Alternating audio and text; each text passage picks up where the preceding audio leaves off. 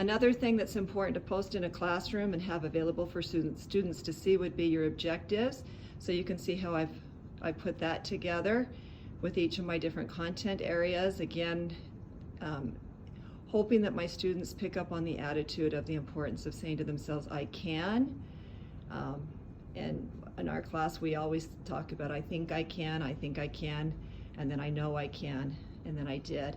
You can see jobs are important in a classroom setting where everybody feels important. They're developing leadership skills. And then I'll just basically just kind of show you what I've created. I have what's called a Zen zone. And this is where students come if they need a break to take their masks off for a minute.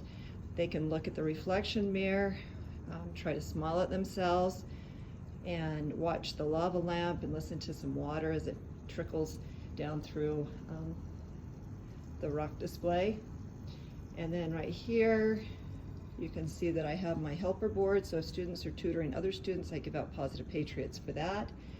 Don't forget to have your class rules posted so students know what your expectations are. And this is my behavior modification chart.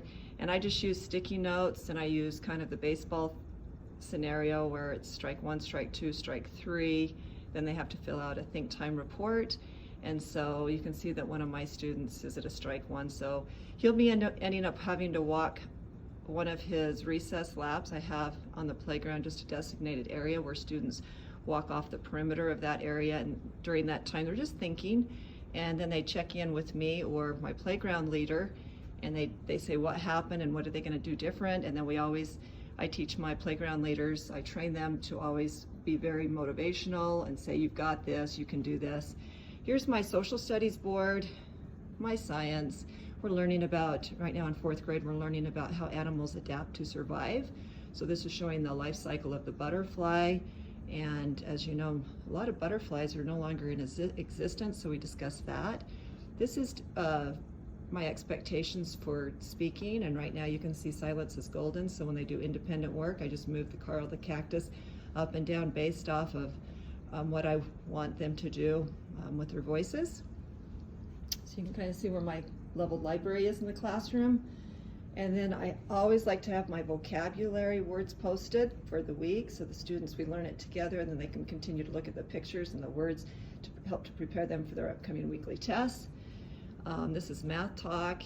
You can see the 4 steps that students go through when they're having to decipher a story problem. So that's good for them to go and remind themselves to understand, plan, solve, and check are the 4 steps that we teach our students and to be a good math student in deciphering story problems. This is my reading anchor charts to help remind students what's the difference between first person and third person. And with us being at the start of our year in 4th grade, reviewing multiplication facts is important. So I have this chart posted, and I'd say a good portion of the day I have students come up when we're learning about or reviewing our multiplication facts. They'll use this multiplication table to help them get the right answers. Writing with descriptive language is super important, and so I've got this chart posted to help remind students when they're writing to not just use the basic words, but really dig a little deeper and find some nice descriptive adjectives to describe, and verbs, to describe what it is that they're talking about. And you can see I've got my curtains posted, nice quotes throughout my classroom. I also have my papers organized, so when students need something that we're using, they know where to find it so that they're self-sufficient. And then in our school district, we use the 6 C's. There's the cubbies. So you can see that we try to teach our students creativity, critical thinking, collaboration, communication, citizenship, and the value of good character. We also use what's called Positive Patriots. It's a school-wide behavioral program. And so the kids get these great little tickets when they're caught doing something amazing. I like to graph our results and see, so kids know how many positive Patriots they're earning on a monthly basis. That's a great thing to do, graphing.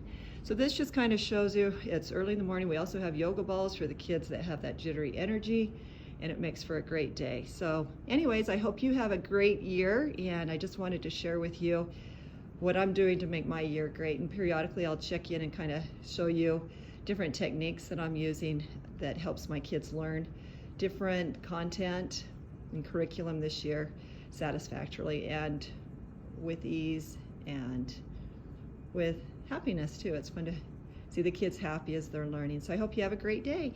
Bye.